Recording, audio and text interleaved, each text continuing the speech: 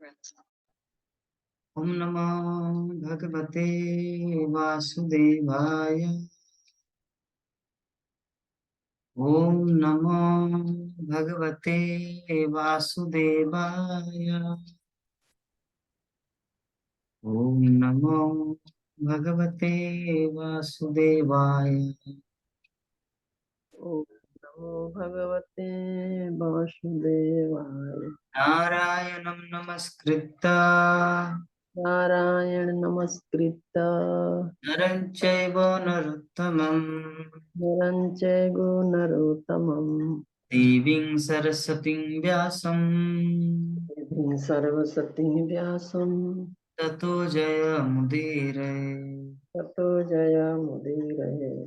नष्टप्रायेषु अभद्रेषु नष्टप्रायेषु भद्रेषु नित्यं भागवत सेवया नित्यं भागवत सेवया भगवती उत्तमश्लोके भगवती तमश्लोके भक्तिर्भवति नैष्टिकी। भक्तिर्भवती नैष्टिकी। श्रीमद् भागवतम प्रथम स्कंद 18 अध्याय श्लोक संख्या 42।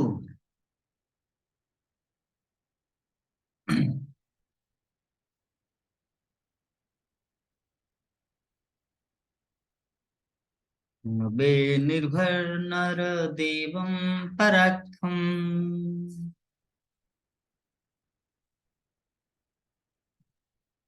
देवं पराख्यं सम्मातुमर्हस्य विपक्वबुद्धे महर्तुमर्हस्य विकम्पबुधे। जत्तेजसा दुर्विसहेन गुप्ता तेजसा द्वित द्वित्सहेन गुप्ता विन्दन्ति भद्रान्न कुतो भया प्रजा। दन्ति भद्राण्यकुतो भया पूजा। न वे निर्भिरनरदेवं पराक्रम न वे निर्भीरं देवं पराख्यम् सम्मातुमर्हस्य विपक्वबुद्धे महार्तुमर्हस्य विकम्पबुधे। जत्तेजसा दुर्विषहेन गुप्ता तेजसा दुर्विसहेन गुप्ता विन्दन्ति भद्रान्न कुतो भया प्रजा। दन्ति भद्राण्यकुतो भया पूजा। हरे कृष्णा। हरे कृष्णा। न वै निर्भिरर्देवं पराखयाम् समातुरस्यापिकं बुधे। जतेजसा दुर्विषहेन गुप्ता विदन्ति भद्राण्यकुत भयो पूजा। हरे कृष्ण।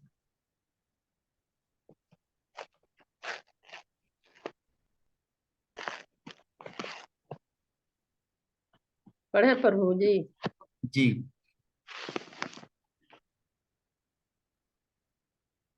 यहाँ पे नहीं दिखता क्या माता जी, जो बुक को निकालना पड़ता है? उतना बढ़िया से नहीं दिखता है प्रभु जी। हे बालक, तुम्हारी बुद्धि अपरिपक्व है, अतएव तुम्हें ज्ञान नहीं है कि राजा मनुष्यों में सर्वोत्तम और भगवान के तुल्य होता है। उसकी तुलना कभी भी सामान्य लोगों के साथ नहीं की जा सकती। उसके राज्य के नागरिक उसके दुर्दम तेज से सुरक्षित रहकर समृद्धिमय जीवन व्यतीत करते हैं। हरे कृष्ण। तो हम लोग विगत क्या क्या श्रवण किए थे, कुछ याद है माता जी? कुछ बोल पाएंगे? नहीं बोल पाएंगे। नहीं है प्रभु जी, नहीं बोल पाएंगे। ठीक है, तो हम लोग जो डिस्कस कर रहे थे, वो डिस्कशन जो टॉपिक था कि परीक्षित महाराज जो मरा हुआ सांप दे के गए समीक ऋषि के गले में, और उसके बाद जब उनका बेटा आया और देखा तो उनको बहुत क्रोध आया, तो उससे पहले ही उन्होंने श्राप दिया था। तभी उनका पिताजी बोले कि तुम किस तरह के बालक हो, तुमको तो कुछ भी ज्ञान नहीं है कि कैसे ऐसे राजा, ऐसे व्यक्ति को आप क्यों मतलब अभिशाप दिए, इनको नहीं मारना चाहिए था, क्योंकि आपका ब्राह्मण का श्राप है और जो भी बोलते वो लग जाता है। तो तुम्हें कैसे धर्मपरायण न्यायपरायण राजा को इस तरह संकट की घड़ी में, संकट की अवस्था में डाल दिए, तो ये अच्छी बात नहीं है।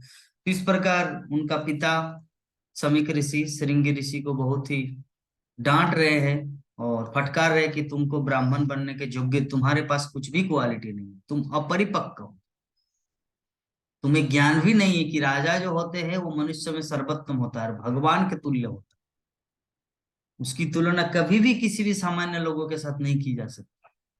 हाँ, उसके राज्य के नागरिक उसके दुर्दम तेज से सुरक्षित रहकर समृद्धमय जीवन व्यतीत करते। एक राजा जो होते हैं ना, उनकी दुर्दम तेज, राजा की तेज के कारण ही सारा साम्राज्य अर्थात राज्य एक समृद्धमय जीवन व्यतीत करते हैं।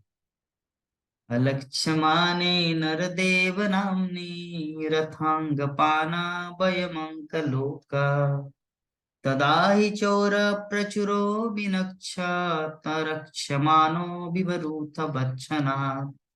कि हे बालक, एक छत्र राज सत्ता द्वारा रथ चक्र धारण करने वाले भगवान का प्रतिनिधित्व किया जाता है, और जब राज सत्ता ही मिट जाती है तो सारा संसार चोरों से भर जाता है, जो तितर बितर मेमनों की भांति असुरक्षित प्रजा को तुरंत परास्त कर देते हैं। तो इतना खेद प्रकट कर रहे हैं समीक ऋषि, उनकी इच्छा नहीं है कि तुम जो किए ये बहुत ही अच्छा काम हुआ, मतलब अपने बेटे को बहुत ही धुतकार रहे हैं, ऐसा नहीं करना चाहिए था।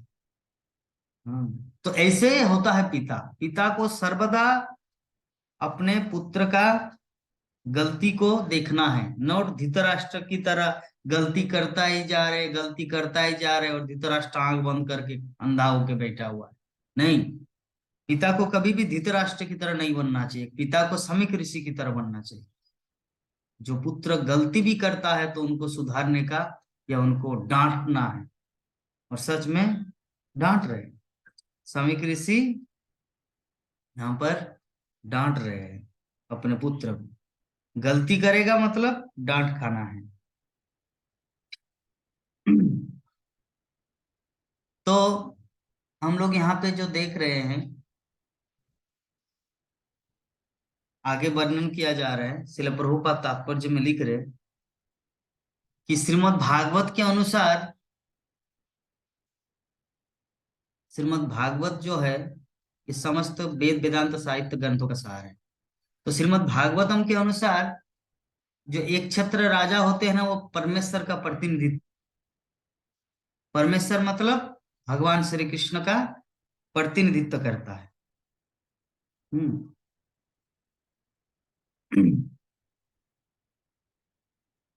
तो राजा को भगवान का प्रतिनिधित्व कहा जाता ही है, क्योंकि उसे जीवों की रक्षा करने के लिए दैवी गुण अर्जित करने का प्रशिक्षण दिया जाता है। एक राजा राजा क्यों बनता है? क्योंकि उनके अंदर वो क्वालिटी रहता है, उनके अंदर भगवान का गुण दिया जाता है, ताकि वो जनसाधारण, जैसे जीवों की रक्षा करना भगवान का कर्तव्य है, उनका उत्तरदायित्व होता है, उसी प्रकार एक राजा भी वैसे करते हैं। तो कुरुक्षेत्र का जो युद्ध है, कुरुक्षेत्र का युद्ध भगवान ने अपने असली प्रतिनिधि महाराज युधिष्ठिर को प्रतिष्ठित कराने के लिए सुनियोजित किया था। यदि आदर्श राजा को संस्कृति तथा भक्ति से युद्ध कौशल से प्रशिक्षित किया जाए तो वो पूर्ण राजा बनता है। राजा सिर्फ ऐसा नहीं कि बहुत धन धान्य है, अच्छा फाइटिंग करता है इसीलिए वो राजा है, दूसरों को परास्त करता है इसीलिए वो राजा है, नहीं। राजा के अंदर क्वालिटी संस्कृति, कल्चर, भक्ति, भगवान के प्रति प्रेम और युद्ध में कौशल, ये तीन चीज होना चाहिए, तभी वो पूर्ण राजा बनता है एक्टिवली। तो ऐसी व्यक्तिगत राजसत्ता तथा कथित प्रजातंत्र से श्रेष्ठ होती है। आजकल का जो राजकीय राजकीय तंत्र क्या है? प्रजातंत्र है। मतलब प्रजा तो एक तो कुछ ज्ञान नहीं है, वो किसी भी व्यक्ति को राजा बना देते हैं।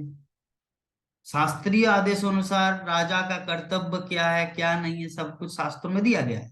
और प्राचीन काल में जितने सारे राजा थे वो सब शास्त्रों के अनुसार, एक ब्राह्मण के अनुसार, एक गुरु के दायित्व, गुरु के गाइडेंस में वो राजा बनता था। लेकिन अभी वर्तमान स्थिति, कोई ट्रेनिंग मेनिंग, कोई प्रशिक्षण, कोई राजसत्ता, कोई संस्कृति, कोई कल्चर जरूरत नहीं। वोट दिया जनता, वो राजा बने, वो राष्ट्रपति बनेंगे, मुख्यमंत्री इतने वोट में जीत गया, बस। आधुनिक जो है प्रजातंत्र के चोर तथा उच्चक के जनमत वोटों के गोलमाल द्वारा चुनाव लड़ते हैं और विजयी होने पर जनता का भक्षण करते हैं, है ना। एक प्रशिक्षित राजा हजारों व्यर्थ के चोरों, धूर्त मंत्रियों से श्रेष्ठ होता है। हम्म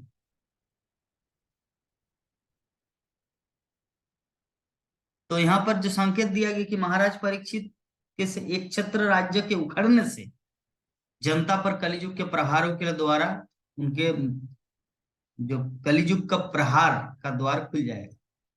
जब तक महाराज परीक्षित थे तब तक कोई कुछ करने वाला नहीं था, क्योंकि वो इतना छत्रपति महाराज थे। लेकिन अभी उनको ही हटा दिया गया, ब्राह्मण श्राप देकर उनको मार दिया, तो अभी क्या होगा? कलिजुग आके पूरा हड़प लेंगे पूरा दुनिया को। ठीक है? तो जनता कभी भी प्रजातंत्र के अति विज्ञापित रूप से सुखी नहीं रहती। अगले श्लोक में राजा विहीन प्रशासन के परिणामों का वर्णन हुआ है। ठीक है, यहाँ पर समीक ऋषि आगे वर्णन कर रहे हैं। दद्दन पापमुपेत्तमन्नं जन्नष्टनाथस्य बसोर्लिम्बोपकात् परस्परं घ्नन्ति सपन्ति वृञ्चते पशून् स्त्रियर्थान् पुरुदस्यो जना। कि राजा का शासन प्रणाली के समाप्त होने तथा धूर्तों एवं चोरों द्वारा लोगों की संपत्ति लूटने के कारण बड़े बड़े सामाजिक विघ्न आएंगे, लोग हताहत किए जाएंगे, पशु तथा स्त्रियां चुराई जाएंगी, और इन सारे पापों के उत्तरदायी होंगे हम सब। जब किसी राज्य में राजा नहीं होता तो क्या क्या होता है? पहला, शासन प्रणाली के समस्त होने, मतलब धूर्त और चोर, चोर उचक्के से भर जाएंगे, लूटपाट चलता रहेगा, और बड़े बड़े सामाजिक विघ्न आएंगे, लोग हताहत हो जाएंगे। कुछ अगर प्रॉब्लम हुआ है, केस हुआ है, तो बार बार जाएंगे दरवाजे पुलिस के वहां पे, फिर भी कुछ राहत नहीं मिली। पशु तथा स्त्रियां चुराई जाएंगी, और हो रहा है मुगल साम्राज्य के समय, ब्रिटिश शासन के समय स्त्रियों का कितना हनन, या पशुओं को किस प्रकार हताहत। ये जितने सारे पाप क्यों होता है?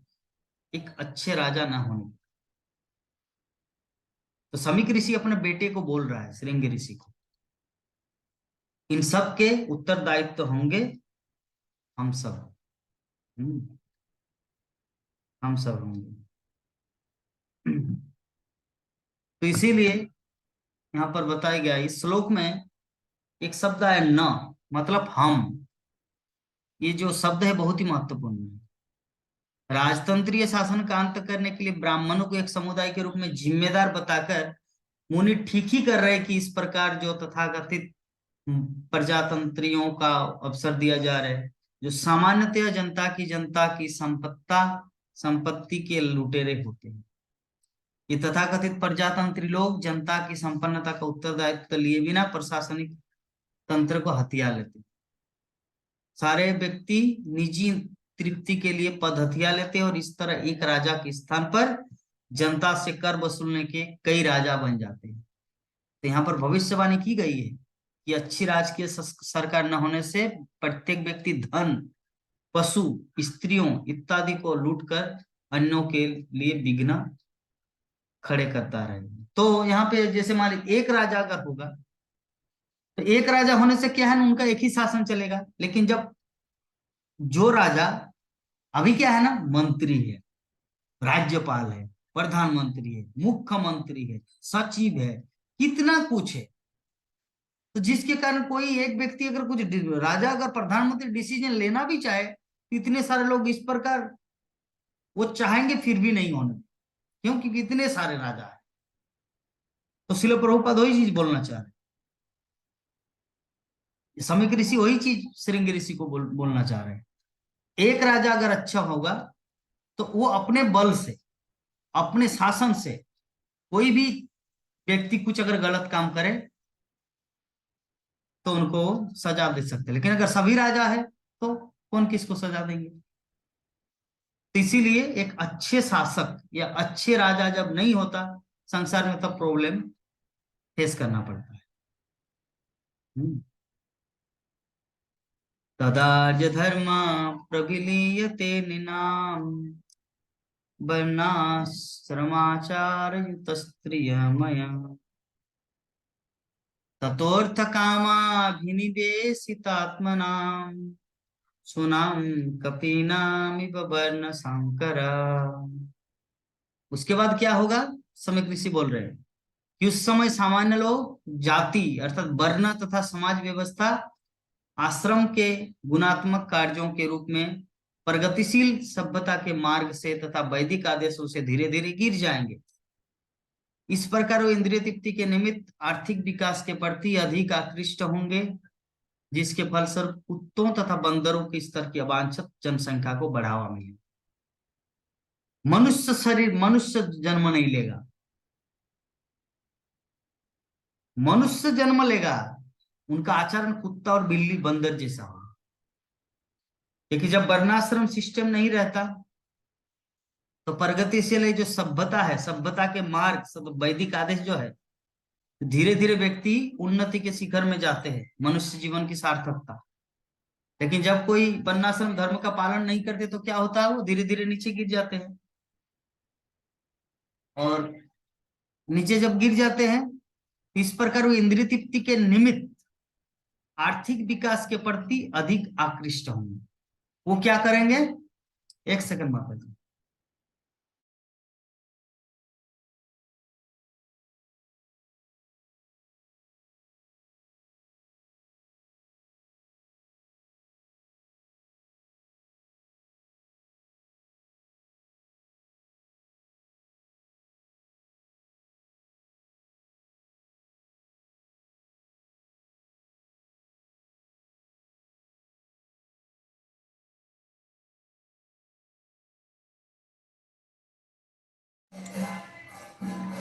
क्या होगा जब जीवन में, जीवन का कुछ लक्ष्य लक्ष्य नहीं रहता हमारे लाइफ में, तब क्या होता है, हम लोग कुकर्म करते हैं, पाप कर्म करते हैं। और पाप कर्म मतलब आर्थिक विकास, कैसे धन कमाया जाए। इस स्थिति में हम लोग बहुत धन के बारे में चिंता करते करते कुछ पाप कर्म भी हो जाता है, फिर भी उसकी परवाह हम नहीं करते। हम्म। और क्या होगा, धीरे धीरे जिसके फलस्वरूप जितने सारे बच्चे पैदा होंगे वो सब कुत्तों तथा बंदरों के स्तर की अवांछित जनसंख्या को बढ़ावा मिलेगा। तो यहाँ पर जो भविष्यवाणी की गई है कि राजतंत्र के न रहने पर सामान्य लोगों की कुत्तों तथा बंदरों की तरह अवांछित आबादी हो जाए। जैसे क्या होता है ना, किसी किसी फैमिली में बच्चा पहले जब मतलब बचपन से उसको ऐसा संस्कार मिलता है कि सुंदर ढंग से पढ़ाई करता है, पढ़ाई करके अच्छा वकील या अच्छा एडवोकेट, डॉक्टर, इंजीनियर, एक अच्छा महान व्यक्ति बन जाता है। लेकिन अगर माता पिता उसको को टेक केयर ही ना करें, ठीक है बाबा तुमको खेलने की इच्छा है तो जाओ खेलो, पढ़ने की इच्छा नहीं है कोई बात नहीं, पढ़ो ना, हम फोर्स नहीं करेंगे। तो अगर माता पिता अगर उसको गाइड नहीं करेंगे तो क्या होगा, वो खेलने ही लग जाएंगे। और खेलते खेलते खेलते खेलते क्या होगा अंतिम में, जब युवक हो जाएगा तब वो युवक होने के टाइम वो मिथ्या ही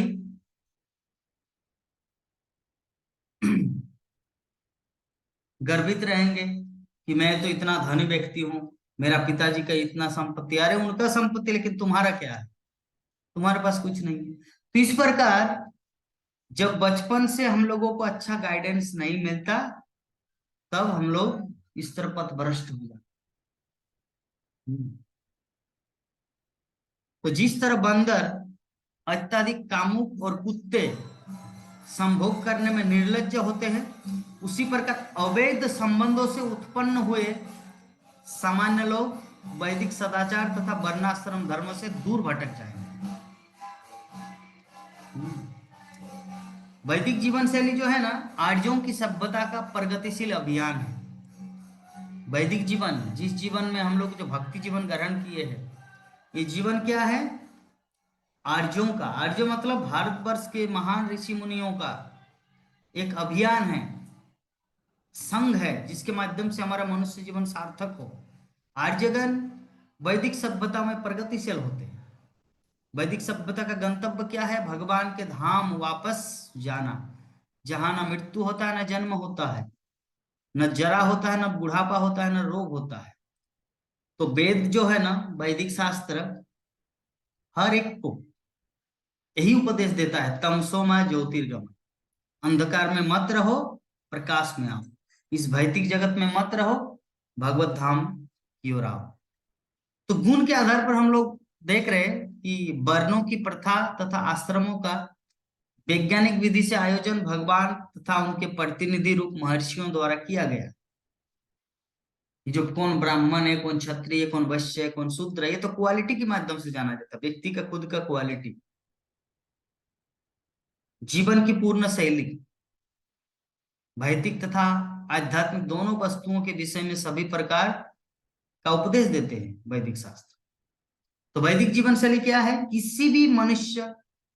को किसी भी मनुष्य को बंदर तथा कुत्तों की तरह रहने की अनुमति नहीं देती।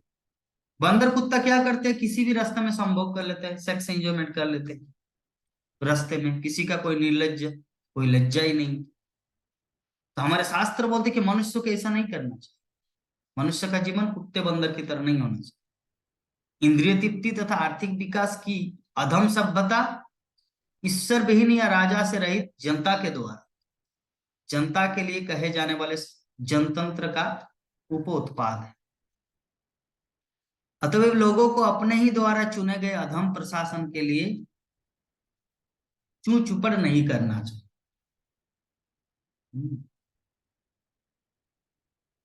तो हम लोग यहाँ पे समझ गए कि एक राजा अगर नहीं होता तो क्या क्या समस्या होता है समाज में।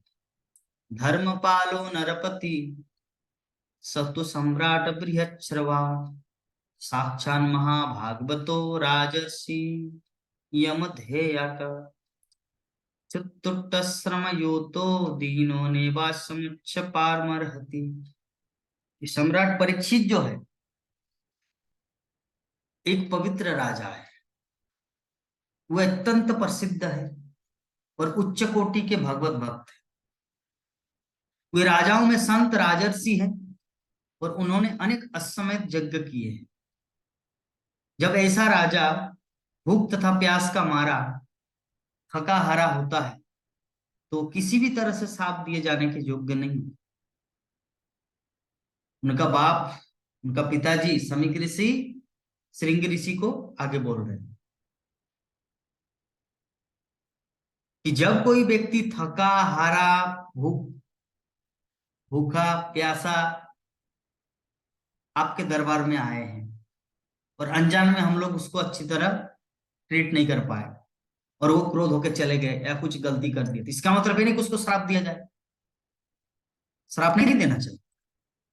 उनका पिताजी कितना समझा रहे हैं। तो शिला प्रभुपाद तात्पर्य में लिख रहे हैं कि राजपथ संबंधी सामान्य आचार संहिता बताने के बाद तथा यह जताने के बाद कि राजा कोई त्रुटि नहीं कर सकता, अतः वह कभी निंदनीय नहीं है। मुनि समीक महाराज परीक्षित के विषय में विशेष रूप से कुछ कहना चाह रहे थे।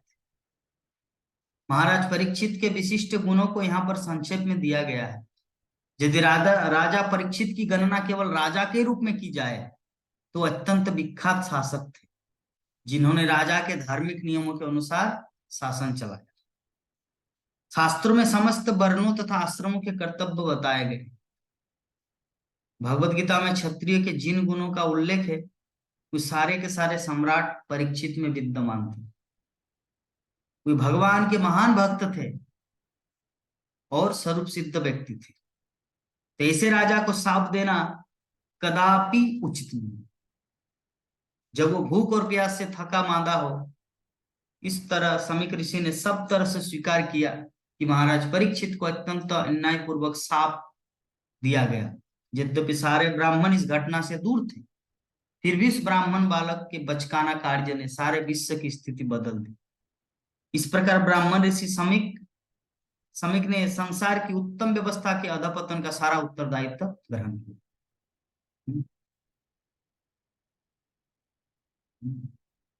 उसके बाद आगे क्या बताया गया है? अपापेषु सभृत्तेषु बालेना पक्क बुद्धिना पापम कृतम तद भगवान सर्वात्मा क्षन्तुम अर्हति। तब ऋषि ने सर्वव्यापी भगवान से अपने अप्रोढ़ तथा बुद्धिहीन पुत्र को क्षमा करने के लिए प्रार्थना की, जिसने ऐसे व्यक्ति को शाप देने का महान पाप किया था जो समस्त पापों से मुक्त था और पराश्रित एवं सभी प्रकार से रक्षा किए जाने के योग्य था। तो खुद बहुत ही पश्चाताप करने लगे समीक ऋषि कि हे प्रभु, हे कृष्ण, हे जनार्दन, हे मधुसूदन, मेरे पुत्र को क्षमा कीजिए। ये अप्रोढ़ मतलब अनुभवहीन, बुद्धिहीन, कुछ भी ज्ञान नहीं, जिसको श्राप देना नहीं चाहिए था उनको इन्होंने श्राप दिए। तो हम लोग यहाँ पे देख रहे हैं कि प्रत्येक व्यक्ति अपने पवित्र या पापपूर्ण कार्य के लिए जिम्मेदार होता है। ऋषि समीक को यह पहले से दिख गया कि उसके पुत्र ने महाराज परीक्षित को शाप देकर महान पाप किया, क्योंकि वे पवित्र शासक थे और महाभागवत होने के कारण समस्त पापों से मुक्त थे महाराज परीक्षित, अथवा वे ब्राह्मणों तथा ब्राह्मण द्वारा रक्षणीय थे। जब भगवत भक्त के प्रति अपराध किया जाता है तो उसके फलों से छुटकारा पाना अत्यंत कठिन होता है। सामाजिक व्यवस्था के प्रधान पद पर होने के कारण ब्राह्मणों का कर्तव्य है कि वे अपने आश्रितों को सुरक्षा प्रदान करें, न कि शाप दें। ऐसे अवसर आए हैं जब ब्राह्मण ने अपने अधीन क्षत्रिय वैश्य को उग्र शाप दिया है, किंतु महाराज परीक्षित के साथ कोई ऐसी बात न थी, जैसा कि कहा जा चुका। मूर्ख बालक ने ब्राह्मण पुत्र होने के नाते नीरे गर्भ के कारण ऐसा किया था, अतः वो ईश्वरीय नियम द्वारा दंड का भागी था। भगवान ऐसे व्यक्ति को कभी क्षमा नहीं करते जो उनके शुद्ध भक्त की अवमानना करता है। अतः राजा को शाप देकर मूर्ख श्रृंगी ने न केवल पाप किया अपितु सबसे बड़ा अपराध किया। अतः वे ऋषि देख सके कि केवल पूर्ण पुरुषोत्तम भगवान ही उनके पुत्रों को इस पाप से बचा सकते।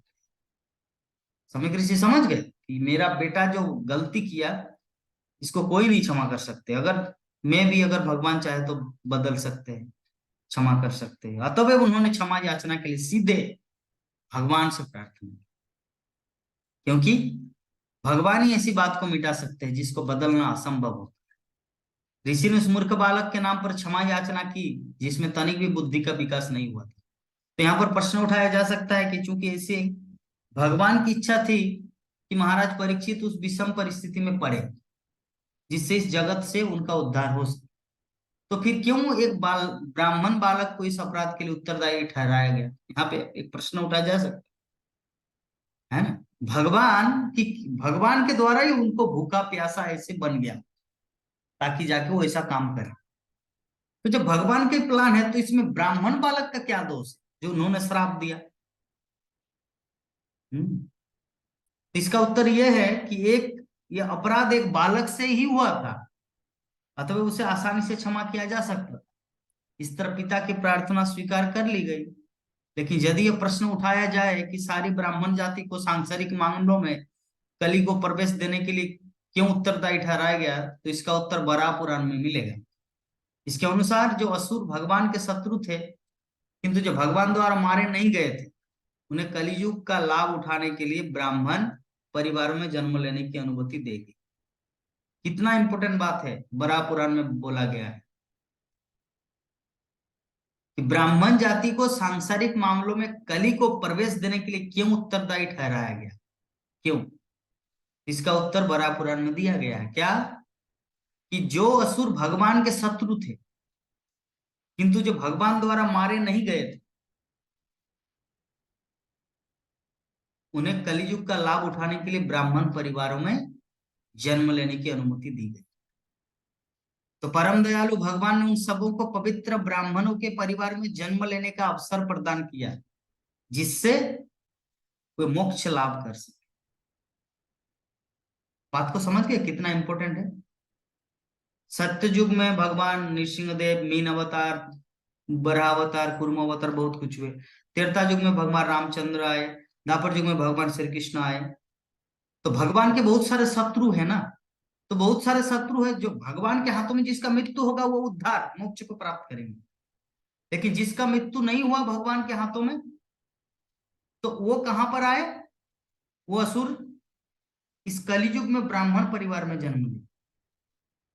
ध्यान देने वाली बात है, हमेशा याद रखने। वो असुर क्या किए? ब्राह्मण परिवार में जन्म मिला। श्रील प्रभुपाद तात्पर्य में लिखते हैं कि ब्राह्मण परिवार में जन्म क्यों मिला? जिससे वो ब्राह्मण परिवार में जन्म लेने की अनुमति दी गई। परम दयालु भगवान ने उन सबों को पवित्र ब्राह्मणों के परिवारों में जन्म लेने का अवसर प्रदान किया, जिससे वे मोक्ष लाभ कर सके, मुक्ति को प्राप्त कर सके।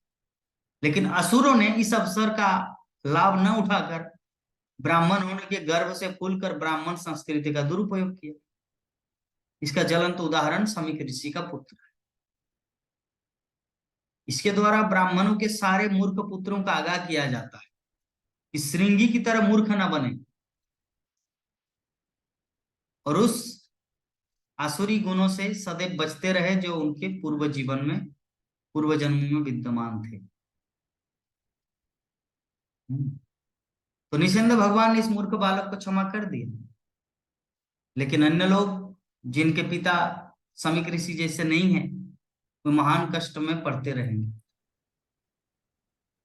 तो हम लोग यहाँ पे कितना इंपॉर्टेंट पॉइंट श्रील प्रभुपाद वर्णन किए कि समीक ऋषि और धृतराष्ट्र। धृतराष्ट्र, दुर्योधन जो भी गलती करता था, धृतराष्ट्र का हाँ ठीक है, मेरा बेटा जो भी करता है सोना, तिलोचन, मेरा पुत्र का नाम तिलोचन, जो भी करते हो अच्छा है। लेकिन समीक ऋषि यहाँ पर उनका पुत्र परीक्षित महाराज को श्राप दिया। श्रृंगी ऋषि ने उनको बहुत धुतकारा कि तुम अच्छा नहीं, you are a not a good boy. विभिन्न प्रकार से उनको समझाया कि तुम एक ऐसे राजा को श्राप दिए, महाराज परीक्षित, जो भगवान जिसको साक्षात नारायण, भगवान विष्णु चतुर्भुज नारायण जिसको रक्षा किए जन्म के समय, और ऐसे व्यक्ति को बिना जाने कि ऐसे महाभागवत को तूने श्राप दिया। तो ये वेरी वेरी इंपॉर्टेंट। तो पिता अगर बनना है तो समीक ऋषि की तरह बनना, not a like a Dhritarashtra. क्योंकि दुर्योधन जो भी करेंगे धृतराष्ट्र उसको कुछ नहीं बोलेगा, लेकिन समीक ऋषि यहाँ पे, श्रृंगी ऋषि कुछ किए गलती, समीक ऋषि उसको डांटने लगे। तो ऐसे पिता होना चाहिए। ऐसे पिता से क्या होगा? उन्होंने, हरे कृष्ण जी। प्रभु हाँ जी, एक सेकंड, उन्होंने सोचा कि अभी दूसरा कोई उपाय ही नहीं है इनको रक्षा करने का, कोई भी अभी रक्षा नहीं, इसीलिए वो डायरेक्ट क्या किया, समीक ऋषि भगवान से प्रार्थना की और भगवान श्री कृष्ण से प्रार्थना किए, इसीलिए उनको रक्षा मिला।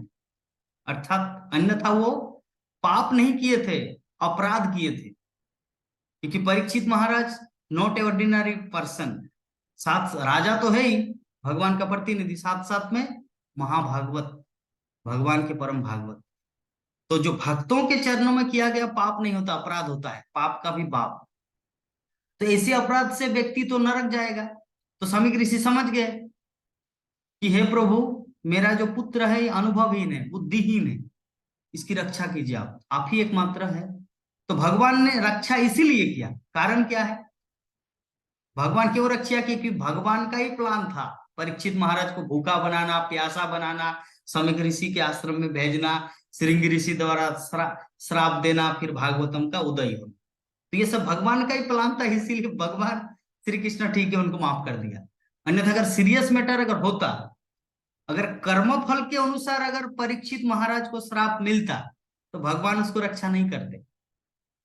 जैसे हम लोग अम्बरीश महाराज के जीवन में देखे हैं कि दुर अम्बरीश महाराज एकादशी व्रत, द्वादशी व्रत जो घटना है, तो दुर्वासा मुनि इतना अहंकारी थे कि वो भगवान से भी बड़े अपने आप को मतलब प्राउड फील किया, अरे मैं यहाँ स्नान करने आया हूँ और मुझे विदाउट, पहले मुझे भोजन कराना चाहिए, ब्राह्मण भोजन, और मुझे दिए भी रख खुद खा लिए। और अम्बरीश महाराज कुछ खाए नहीं थे, थोड़ा सा जलपान किए थे जस्ट पारण करने के लिए। उसी में उनका अहंकार टिका नहीं, भगवान से भी बड़ा अपने आप को समझने लगे, एकादशी व्रत महत्व से भी बड़ा अपने आप को मानने लगे। तब क्या हुआ, सुदर्शन चक्र उनके पीछे पीछे, तो उनके कर्म फल के कारण भगवान भी उनको रक्षा नहीं किए। बोल के सुदर्शन चुप, जब दुर्वासा गए भगवान नारायण के पास वैकुंठ, पहले शिव के पास गए, ब्रह्मा जी के पास गए, कहा घूमते घूमते घूमते घूमते आ गए वैकुंठ। तो बोले कि प्रभु प्लीज रक्षा कीजिए, सुदर्शन मेरा पीछा किए है। तो भगवान ने क्या उत्तर दिया, भगवान श्री कृष्ण ने बोले कि सुदर्शन है तो मेरा, लेकिन बात मानते मेरे भक्तों का, इसलिए मेरे हाथ में कुछ नहीं है कंट्रोल। अगर सच में अगर सुदर्शन को रोकना है तो सूच दबाओ, पंखा को अगर बंद करना है सूच भक्त के चरण, मतलब अम्बरीश महाराज के चरणों में जाके गिरो, वो जाके अगर आपको ठीक करेगा, वो आके जब आपको मतलब अपराध से मुक्त करेंगे, ठीक, then you will be free, तब आप मुक्त हो जाएंगे। तो इस प्रकार हम लोग देखते हैं, चीज को समझ गए हम। माता जी बोली क्या बोलना चाह रहे हरे कृष्णा प्रभु जी, वही हम बोल रहे थे कि श्रृंग ऋषि तो जानबूझ करके तो नहीं किए, वो तो अनजान में ही ना किए थे, यही पूछ रहे थे तो अभी तो क्या बताएंगे। क्या क्या? अरे जो ब्राह्मण के जो पुत्र थे, जो हम्म परीक्षित महाराज को श्राप दिए थे, तो वे हम्म। तो जान कर माने अनजान में ही तो दिए थे, जान हाँ करके हाँ, नहीं। अनजान में मतलब उनको प्राउड फील हुआ, जान, प्राउड मेरे महाराज है, महाराज होने के बावजूद भी उन्होंने श्राप दी। महाराज को श्राप नहीं देना चाहिए, बोले कि समीक ऋषि उनको समझाए, देखिए राजा जो होता है ना, कोई सामान्य व्यक्ति नहीं होते, वो कभी भी गलत काम कर नहीं सकते, और तुम उसको ऐसे कर दिए। हम्म जी प्रभु जी, वही समझाए आप। हम्म। ठीक है, और कुछ प्रश्न है? ओ, नहीं प्रभु जी, और तो प्रश्न नहीं है। ये कितना कौन श्लोक चला है? ये हम लोग ये अभी 42 से लेकर 47 तक। अच्छा 47। हम्म 42 से 47। तो चलिए रखते हैं आज का कथा को, यहीं पर विराम देते हैं हम लोग। एक बात पूछना था प्रभु जी, हरे जी कृष्णा।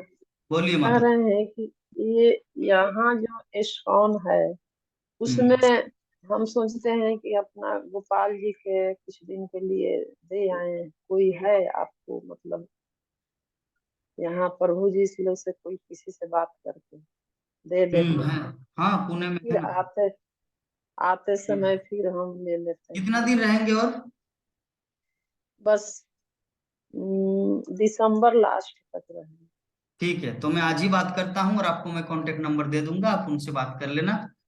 तो आप या तो वो आपके पास आएंगे ले जाने के लिए, नहीं तो आप जाएंगे, ठीक है? मैं अभी, नहीं, वही वही वही चले जाएंगे, यहाँ नहीं, वही लेकर के गाड़ी से चले ठीक है, जाएंगे। मैं किसी से बात कर रहा हूँ पुणे का, और आपको मैं कांटेक्ट कर, जी। ठीक है? तो मंदिर में ही ना कोई प्रभु जी रहेंगे? कोई बात नहीं, वो मैं कर लूंगा, आप चिंता मत कीजिए। ठीक है, चलिए। वांछा भस्य कृपा सिंधु वच कृपा सिंधु पतितानं पावनेभ्यो पतितानां वैष्णवेभ्यो नमो पावने नमः। भयो वैष्णव भयो नमः। हरे कृष्णा हरे कृष्णा कृष्णा, हरे कृष्णा कृष्णा कृष्णा हरे हरे, कृष्णा हरे हरे, हरे हरे राम हरे राम, हरे राम राम राम राम हरे। राम हरे। जय जगत गुरु शिल प्रभुपाद की। जय।